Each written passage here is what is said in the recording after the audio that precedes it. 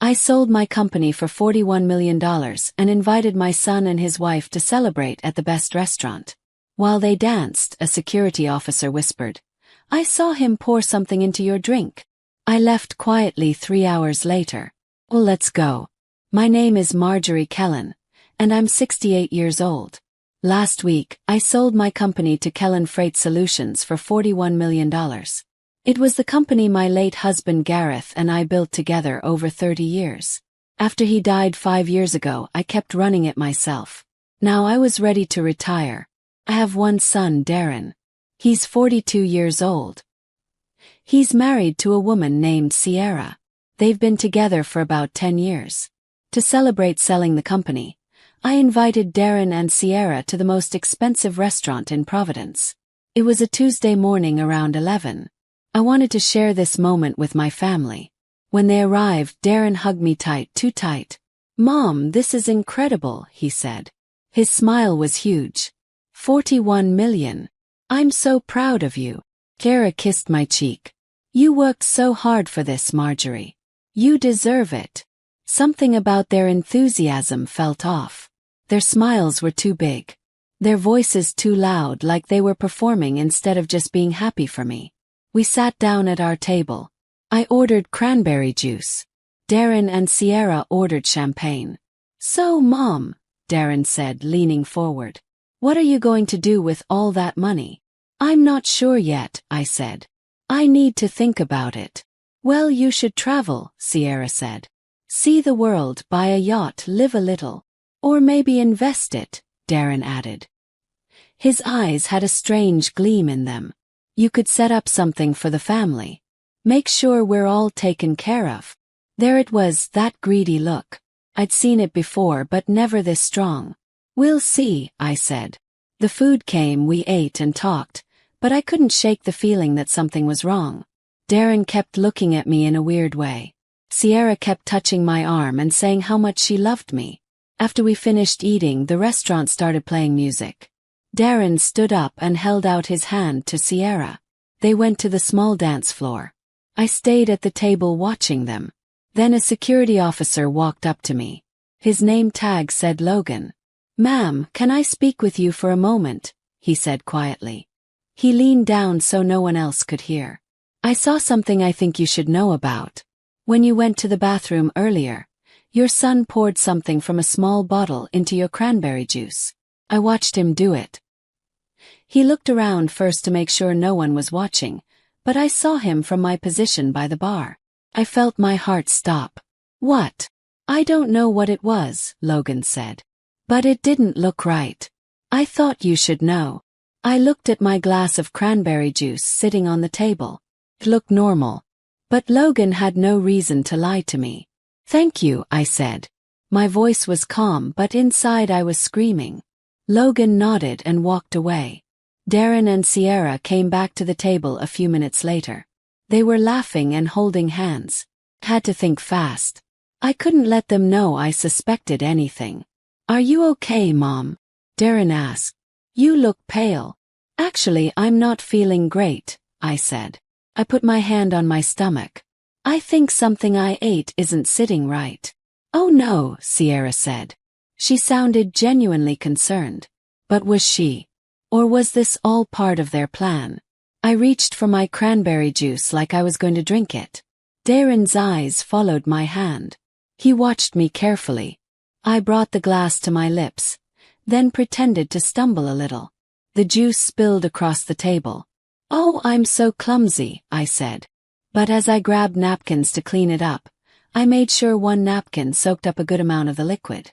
I folded it carefully and put it in my purse when they weren't looking. "I think I need to go home," I said. "I'm not feeling well at all." "Let me drive you," Darren said quickly. No, I said. "You two stay and enjoy yourselves. I already called an Uber." I stood up, grabbed my purse and left the restaurant. I didn't look back. The Uber was waiting outside, but instead of going home, I gave the driver a different address, a private laboratory I'd used before for business purposes. When I got there, I pulled out the napkin and asked for a toxicology analysis. The technician looked at me strangely, but didn't ask questions. I paid extra for rush results. I went home and waited. Every minute felt like an hour. I kept thinking about Darren pouring something into my drink. My own son, the boy I'd raised, the child I'd loved more than anything. 3 hours later my phone rang. It was the lab. "Ms. Kellen, we have your results," the technician said. The sample contained metoprolol tartrate, a beta blocker. The concentration was extremely high. Lethal actually, especially for someone with pre-existing heart conditions. Felt sick. I do have heart problems. I've had them for years. Darren knew that. Everyone knew that if someone with a heart condition ingested this amount, the technician continued, it would cause a heart attack and it would look completely natural. No one would question it. "Thank you," I said. Hung up. I sat in my living room for a long time, staring at nothing. My son had tried to kill me. He tried to make it look like a natural death so he could inherit my money. I should have called the police. That's what normal people would do, but I didn't. Instead, I called Raina Lowell. Raina was the daughter of my late friend and former business partner, Marjorie. Raina was a lawyer, now one of the best in Providence. I trusted her completely. "Marjorie," Raina answered. "Is everything okay?" "No," I said. "I need your help and I need you to keep this confidential." I told her everything. The restaurant, the security guard, the spilled juice, the lab results. Raina was quiet for a moment. Then she said, "We're not going to the police yet. First, we're going to investigate. I want to know why Darren did this. I want to know everything about his financial situation. Then, we're going to make him pay in a different way." "What do you mean?" "Yes. Trust me," Raina said. "By the time we're done, Darren will wish we just called the police."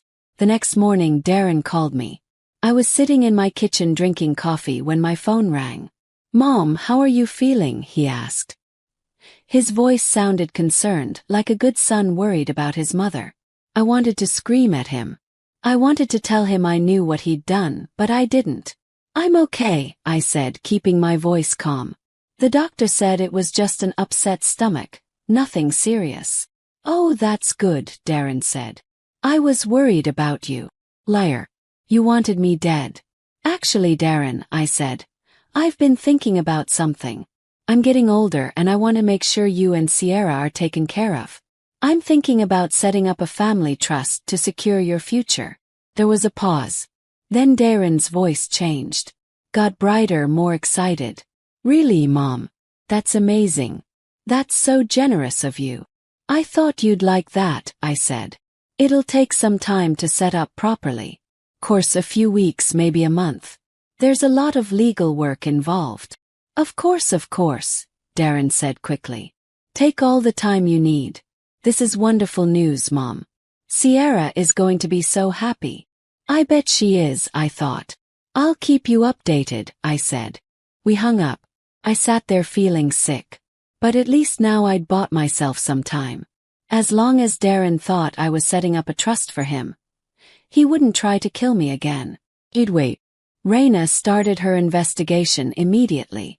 She hired a private investigator to look into Darren and Sierra's finances. She told me it would take about a week to get the full picture. That week was the longest of my life. I had to act normal. Darren called me every few days to check in. Sierra sent me text messages with heart emojis. They were playing the part of loving family members. And I played along. I told them about my meetings with lawyers. I asked them questions about what they wanted in the trust. I pretended everything was fine. Finally, Raina called me. "I have the report. Can you come to my office?" I drove there immediately. Raina's office was downtown in a tall glass building. She was waiting for me in her conference room with a thick folder on the table. "Sit down, Marjorie," she said. Her face was serious. She opened the folder. "Darren and Sierra are drowning in debt," Raina said. "Over $2 million. Credit cards that are maxed out and overdue. Car loans they haven't paid in months. 2 mortgages on properties they can't afford and loans from some very questionable lenders." Raina pushed papers across the table. "They're being threatened with property seizure. They're in serious trouble." I looked at the documents. Bill after bill, collection notices, legal threats. Why didn't Darren come to me? Asked. Why didn't he just ask for help? Because $2 million is a lot of money, Raina said. And maybe he was ashamed. Or maybe he knew you wouldn't give it to him. So he decided to kill me instead, I said quietly. He was desperate, Raina said. That doesn't excuse what he did. But it explains it. I sat there staring at the papers. My son, my only child, the boy I'd raised and loved and given everything to. There's more, Raina said. She pulled out another set of documents. My investigator found something else. Sierra has been calling art galleries. She's been posing as your authorized representative, claiming you're dying and she's handling your affairs. She's been trying to sell your husband's painting collection. I couldn't breathe. Gareth's paintings. He'd spent 30 years collecting them. Every single painting had a story. Our first date, our anniversary, the birth of our son. Those paintings were his legacy. They were our memories. She's been trying to sell them. Yes. She's been negotiating prices, Raina said. She hasn't sold any yet because she doesn't actually have the legal authority, but she's been trying. I felt rage building inside me. This wasn't just about money anymore. This was about destroying everything Gareth and I had built together. There's one more thing, Raina said. She looked uncomfortable.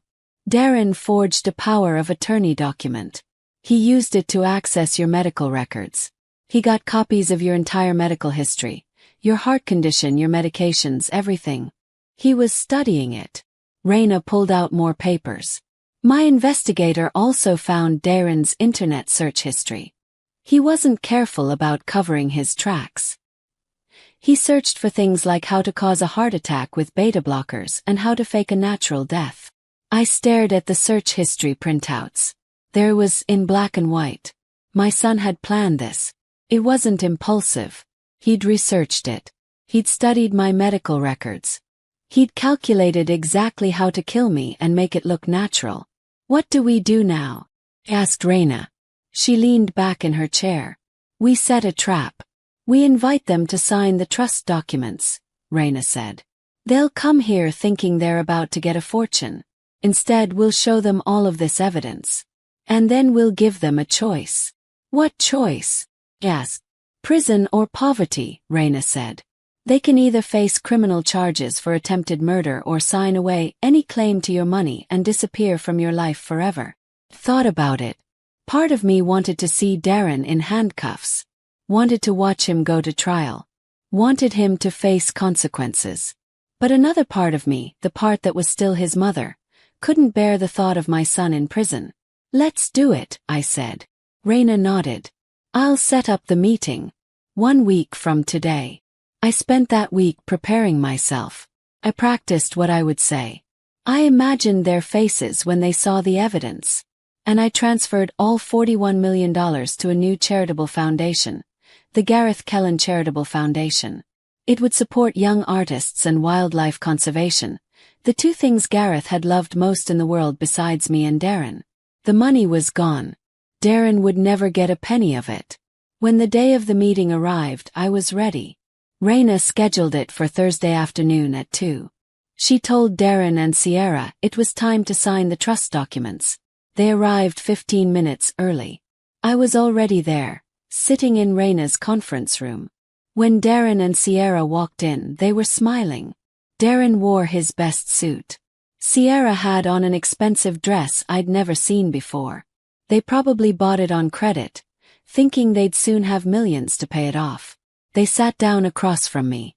Raina sat at the head of the table. There was a stack of folders in front of her. Shall we get started? Darren asked. He was practically bouncing in his seat. Yes, Raina said. Her voice was cold. She opened the first folder and slid it across the table. This is a toxicology report, she said. It shows that a drink sample contained a lethal dose of metoprolol tartrate, a beta blocker that would cause a fatal heart attack in someone with Marjorie's medical condition. Darren's face went white. Sierra looked confused, a good actress. What is this? Darren asked. This is what you put in your mother's cranberry juice at the restaurant last week, Raina said. I don't know what you're talking about, Darren said, but his hands were shaking. Raina opened the second folder. This is a financial report. It shows that you and Sierra have over $2 million in debt. Maxed out credit cards, unpaid loans, 2 mortgages you can't afford. You're facing property seizure. She opened the third folder. These are phone records and emails. They show Sierra calling art galleries, posing as Marjorie's representative, claiming she's dying and trying to sell Gareth's painting collection. Sierra's face turned red. I was just inquiring about prices, for future reference. You were trying to sell my husband's paintings, I said. My voice was shaking with anger. Those paintings meant everything to him. Every single one has a memory attached to it. And you were going to sell them like they were nothing. Raina opened the fourth folder. This is a forged power of attorney. Darren used it to access Marjorie's medical records illegally. He studied her heart condition, her medications, her vulnerabilities. She pulled out more papers. And these are printouts of internet searches from Darren's home IP address. How to cause a heart attack with beta blockers. How to make death look natural. Undetectable poisons for heart patients. The room was silent. You planned this, I said. You researched it. You studied my medical history. You calculated exactly how to kill me and inherit my money. Mom, please, Darren said. He was crying now. I'm so sorry. I don't know what came over me. I thought about all the years I'd spent raising him. The nights by his bedside when he was sick. The games I'd cheered at, the tuition I'd paid. And this was how he repaid me, with poison. There's not going to be any family trust, I said. Darren looked up. What? The $41 million is gone, I said. I transferred all of it to the Gareth Kellen Charitable Foundation. It's going to support young artists and wildlife conservation, the 2 things your father loved most. You can't do that, Sierra said. That's our money. It was never your money, I said. It was mine. And now it belongs to people who'll do good with it. Raina pulled out another document. You have 2 choices, she said. Option 1, we go to the police right now. We have more than enough evidence to charge you with attempted murder. You'll both go to prison for a very long time. Option 2, she continued. You sign this agreement. You renounce any claim to Marjorie's estate now or in the future. You transfer your house to the charitable foundation. Marjorie already paid off your mortgage, and you disappear from her life forever. In exchange, she won't press charges. We'll have nothing, Darren said. You'll have your freedom, Raina said. That's more than you deserve. They looked at each other, whispering frantically. Can we keep the house? Darren asked. Please, Mom. We need somewhere to live. No, I said firmly. You tried to kill me. You wanted to sell your father's paintings. You forged documents and planned my death. You get nothing. Sierra started sobbing. Please, Marjorie. We made a mistake. We're family. You stopped being family when you poisoned my drink, I said. They argued for an hour. They begged. They cried. They promised to change. But I didn't budge. Finally, Darren picked up the pen. His hand was shaking. He signed the document. Sierra signed it too, tears streaming down her face. Get out, I said quietly. I never want to see either of you again. They stood up and left. They didn't look back. When they were gone, I sat there for a long time. Raina put her hand on my shoulder. Are you okay? She asked. No, I said. But I will be. 3 months later, I attended the first art exhibition funded by the Gareth Kellen Foundation.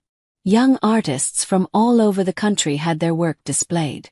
I walked through the gallery looking at paintings and sculptures. These young people had talent. They had passion. And now they had support to pursue their dreams. This was Gareth's legacy. Not money sitting in a bank account, not a spoiled son spending it on cars and clothes. This art, this beauty, this creativity, that was his legacy. I realized something that night. The real legacy isn't what you leave to your family. It's the good you do in the world, The things that keep growing even after your name is forgotten. Life moved on after that meeting.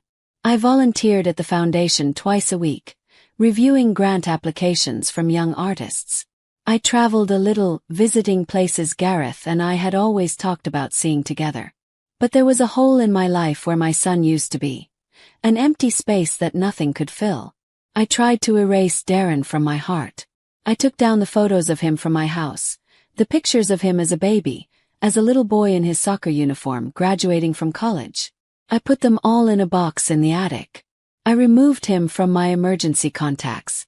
I changed my will to leave everything to the foundation. I even stopped celebrating his birthday, though for 42 years, it had been a day I'd marked with joy. But you can't just stop loving your child no matter what they've done.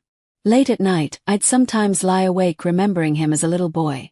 How he'd run to me when he fell and scraped his knee. How he'd hug me tight and say he loved me. Where did that boy go? When did he become someone who could look me in the eye and try to kill me? I heard things through mutual acquaintances. People who knew Darren and Sierra but didn't know what had really happened between us. They'd lost everything just like I'd planned. Without the house and without any money coming from me, their carefully constructed life fell apart. Someone told me they were living in a small apartment now. Nothing like the house they used to have. Darren was working some kind of sales job, nothing prestigious. Sierra had to get a job too. Something she'd never had to do before. Their marriage was falling apart. The stress of poverty was destroying them. They were talking about divorce. Part of me felt satisfied hearing that. They tried to kill me for money, and now they had nothing. Seemed like justice. But another part of me, the part that was still a mother, felt sad. Not for what Darren was now, but for what he could have been. In my social circle, nobody knew the real reason I didn't speak to my son anymore. People would ask about him sometimes at charity events or dinner parties. "How's Darren doing?" they'd say. "I'm not sure," I'd reply. "We're not in touch much these days." They'd give me sympathetic looks, assuming it was just the normal drift that sometimes happens between parents and adult children. They had no idea my son had tried to murder me. Raina checked in with me regularly. She'd call every few weeks to see how I was doing. "Have you thought about reaching out to Darren?" she asked once. "No," I said firmly. "Why would I?" "I'm not saying you should," Raina said gently. "I'm just asking if you thought about it." "He tried to kill me, Raina. He planned it. He researched it. He would have succeeded if that security guard hadn't seen him." "I know," Raina said. "You're right. I'm sorry I brought it up." But the truth was I had thought about it. Late at night when I couldn't sleep, I'd wonder if Darren ever felt guilty, if he ever regretted what he'd done, if some part of him still loved me, buried under all that greed and desperation. I'd wonder if I'd failed him somehow as a mother. If I'd given him too much or not enough. If I'd spoiled him or neglected him. If there was something I could have done differently that would have made him into a better person.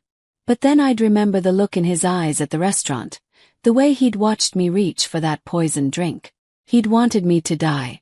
My own son wanted me dead. No amount of wondering or second-guessing could change that fact. The foundation grew and thrived. We gave grants to dozens of young artists. We funded wildlife conservation projects across the country. We created scholarships for art students who couldn't afford tuition. Every time I signed off on a new grant or visited a new exhibition, I thought about Gareth. He would have loved this. He would have been so proud to see his money going to support creativity and protect nature. This was so much better than leaving millions to a son who would have squandered it on paying off debts and maintaining a lifestyle he couldn't afford. By taking away Darren's unearned inheritance, I'd given him something my money could never buy. A chance to build his own life based on work and character instead of entitlement and greed. Would he take that chance? Would he become a better person? I didn't know. And honestly, I didn't care anymore. 1 year after the confrontation at Raina's office, I was having coffee with a friend named Celeste. We were talking about our children. She was complaining about her daughter not calling enough. "You're lucky, Marjorie," she said. "You only have one child, less to worry about." I smiled and didn't say anything. She had no idea. "How is Darren anyway?" Celeste asked. "I haven't seen him in ages." "He's fine," I lied. "Just busy with his own life." "That's good," Celeste said. "You raised a good boy." I nodded and changed the subject. Later that night, I sat in my living room surrounded by Gareth's paintings. I looked at each one, remembering the stories behind them. The gallery where we met, the museum where he proposed, the art fair where we celebrated our 10th anniversary. These paintings were worth hundreds of thousands of dollars. Sierra had wanted to sell them for cash, but they were priceless to me. Not because of their monetary value, but because of what they represented. A life built with someone I loved, memories that no amount of money could replace. I was 69 years old. I had money, health, freedom, and purpose. I had the foundation doing good work in Gareth's name. What I didn't have was my son. That was the price of survival. That was the cost of justice. And somehow I'd learned to live with it.